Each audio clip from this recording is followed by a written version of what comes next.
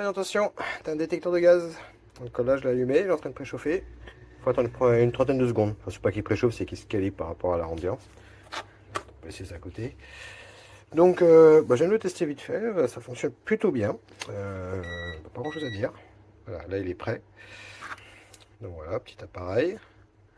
Vraiment pas gros. Il prend pas de place dans un tiroir, un sac. Donc, marche arrêt, on peut arrêter le bip. La lumière. Voilà, il change de couleur s'il détecte quelque chose. Sa sensibilité, L au H, donc H haute, et on peut le tester. Voilà, c'est très rapide. Il s'arrête dès qu'il n'y a plus de gaz. Et voilà.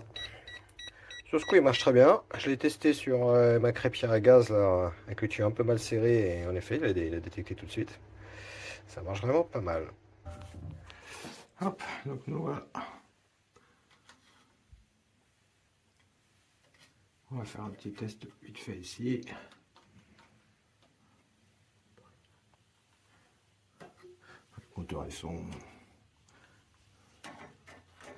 On va rentrer dedans, c'est bien ça. Ah, bon, ça va. Il est à peine. Attends, il est fermé celui-là. Les robinets doivent fuir.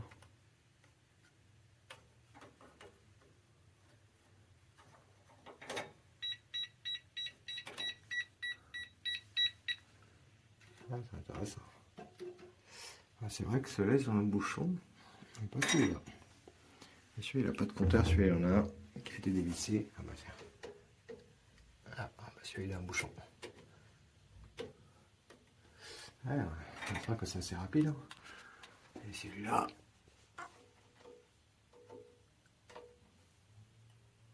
En tout cas, il n'y a pas de grosse fuite. Hein. Bon, faut sûrement le laisser un peu plus longtemps. Hein. Je vais laisser quelques secondes. Là, c'est pour la vidéo, je fais vite. Quoi, vous avez vu, il fonctionne super vite. Ok, je vais regarder si on peut trouver un bouchon pour ici, je sais pas où. Bon, c'est efficace. C'est très efficace même. Super, je valide. Ah oui, alors attendez. Je reprends ici, ça sera mieux. Oui, du coup, le produit, il y avait un petit truc qui me chagrine.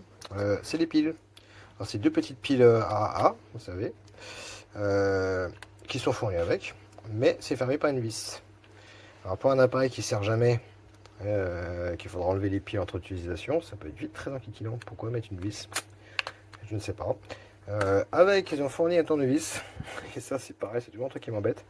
Ce tournevis, je l'ai payé dans le prix d'achat.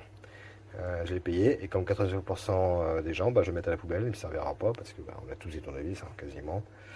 Donc, niveau écologie, merci bien, on paye ça qui sert que dalle. C'est bien, c'est sympa pour ceux qui n'ont pas de tournevis, mais ceux qui n'en ont pas, ils en achètent un, et tournevis, on en aura toujours besoin. Donc voilà, donc ça, franchement, il faut vraiment qu'ils arrêtent de mettre des outils avec. Ça coûte plus cher et écologiquement bof. Voilà, puis qu'ils mettent un clip pour enlever les piles. Enfin voilà, c'était une notice. Une notice, traduite en français affreusement mal, mais on comprend. De toute façon, vous avez vu, il n'y a pas grand chose à dire. C'est plutôt simple. La petite boîte, et puis voilà. Très bon appareil, je suis très content. C'est super.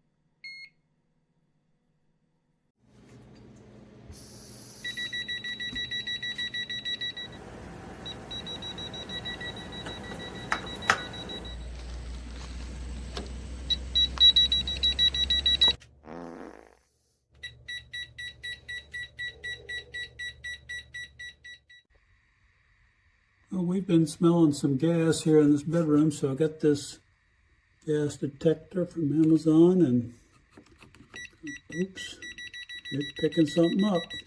I kind of figured it was leaking right there at that valve.